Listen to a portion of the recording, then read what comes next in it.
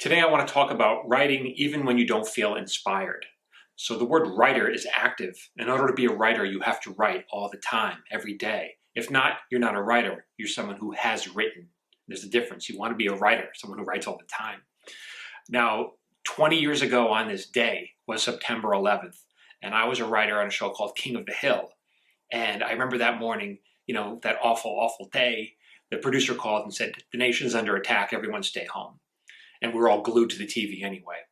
And the next morning we had to go to work, and I remember driving to the office and just being in traffic, making eye contact with people here in the car and over there, and we were all feeling the same thing. It was actually incredible. We were all grieving and in mourning. It was shocking that no matter where you looked, everyone felt the same exact way.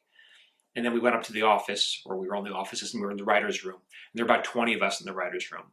And for the next 2 or 3 hours, we just talked, and we were just grieving together and mourning. It was just awful. And you're mourning not just for the people who had died, but for their families, and for knowing that these kids would grow up without a parent or whatever, and knowing that that grief would be most likely passed down from generation to generation in some awful, horrible, tragic way, and knowing that more people were about to die in the future because of this awful event. It was just terrible.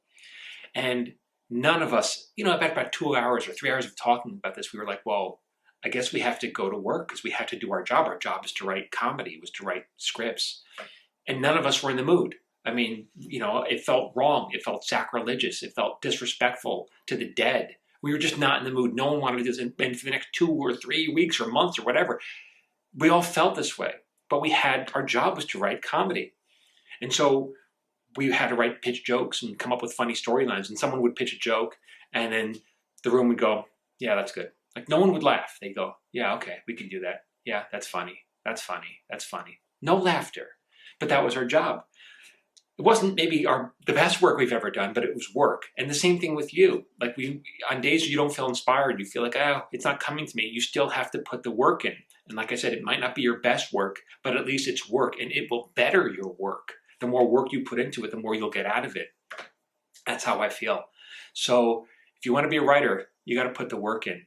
If you enjoy this, if you want to learn more, please like, comment, and subscribe. I got more comments all the time.